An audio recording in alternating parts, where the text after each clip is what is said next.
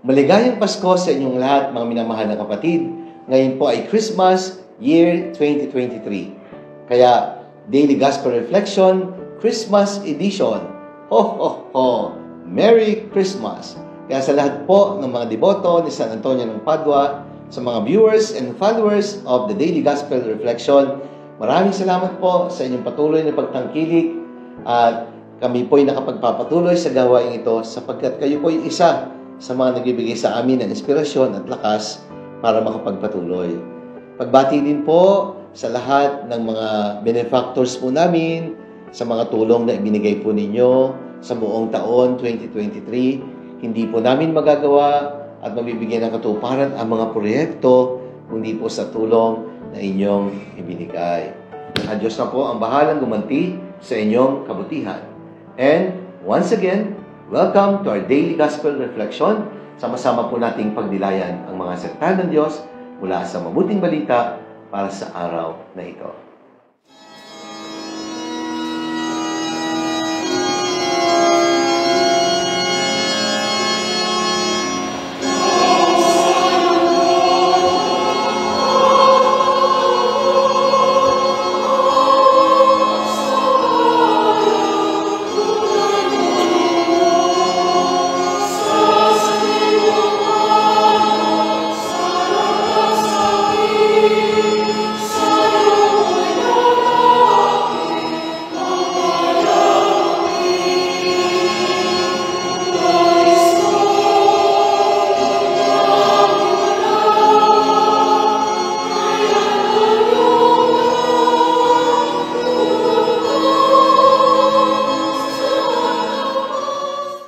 Mga kapatid, ngayon pong araw ng Kapaskuhan, pagninilayan natin ang kahulugan ng Pasko na ating ipinagdiriwang.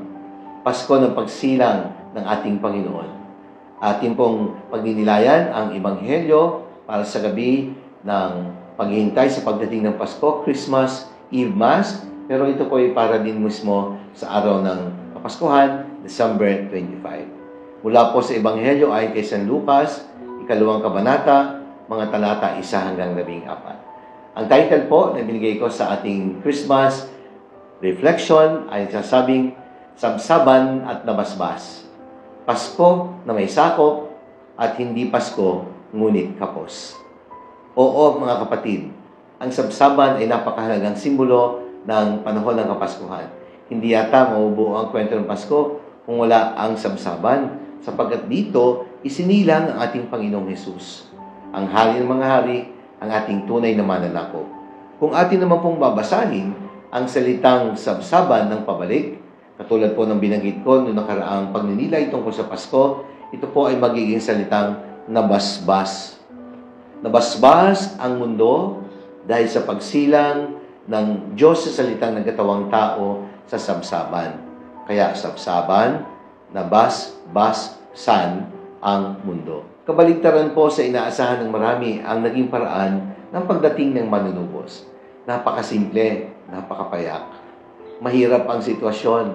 Hindi naman po nagmula sa mayamang pamilya si Jesus, wala kang magpatuloy kasabahay panuloy na lang nagsilang ng sanggol ang mahal na birhen at doon pa nga sa sabsaban. Kaya nga po, di ba, sa sabsaban na doon mga tupa, inaalagaan. Malamig ang panahon, kailangan dikit-dikit sila para mag-generate ng init. Di ba si Jesus po ang tupa, ang kordero ng Diyos na mag-aalis sa mga kasalanan ng mundo? O di ba, pinanganak sa labangan sa loob ng sabsaban? Ang labangan po ay lugar kung saan pinapakain ng mga hayop. Sapagkat pagdating ng araw, si Jesus din po ang magiging pagkain na magbibigay ng buhay. Anong pangalan ng lugar? Bethlehem. Ibig sabihin po, house of bread. Because Jesus is the bread of life na magbibigay ng pagkain, magbibigay ng lakas at buhay sa mundo. Kaya kung binaligtad na salitang sabsaban ang nabasbas, masasabi nating kabaligtaran ng karangyaan ang naging buhay ni Jesus. Ibinigay ng Diyos ang kanyang bugtong na anak sa anyo ng karukaan at pagiging payak. Sa karukaan ni Kristo, pinagpala tayo ng Diyos. Paskong naganap sa sabsaban, nabasbasan ang tao sa pamamagitan ni Jesus na sa sakop sa mundo. Kaya yung pangalawa, di ba? Pasko, sakop. Hindi Pasko, paksiw. Dapat ho, Pasko, sakop. Sapagkat sa Pasko, isinilang ang mananakop. O di nga ba, pag nire-arrange po ninyo ang mga letra ng salitang Pasko, pwedeng mabuo ang salitang sakop. Kaya magpasakop ka kay Kristo upang araw-araw maging Pasko sa buhay mo.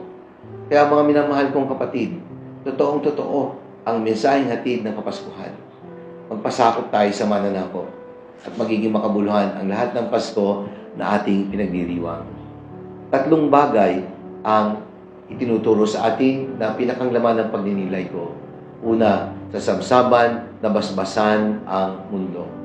Kaya ang pinakamahalagang basbas ay mismong ang isinilang sa sabsaban. Hindi naman po yung sabsaban, kundi yung isinilang na Diyos na naging tao sa isang sabsaban. Payakman ang iyong Paskong pinagdiriwang, magiging makabuluhan po ito kapag ang Panginoong mananakop ang siyang ginagawa mong sentro ng pagdiriwang ng Kapaskuhan. Sana ang puso mo'y mabasbasan at gawin mong sabsaban para isilang ang manunubos ng tanan. Ang pangalawa, Pasko na may sakop at hindi Pasko ngunit kapos. O yan, di ba? Sabi ko nga, sakop, Pasko, magpasakop sa mananakop at huwag gawing Paskong kapos. O di ba? Kapag nire-realize po ang salitang Pasko sa mga letra nito, ang mabubuong salita pa ay kapos. Kapos sa pagmamahal, kapos sa kahulugan, kapos sa pagkapatawad.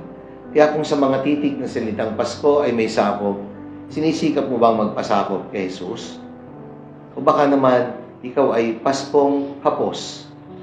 Kapos sa tunay na diwa, kapos sa pag-ibig, kapos sa pag-ibigay, kapos sa kagalakan. Hindi po yan ang Paskong nais ng Diyos para sa atin.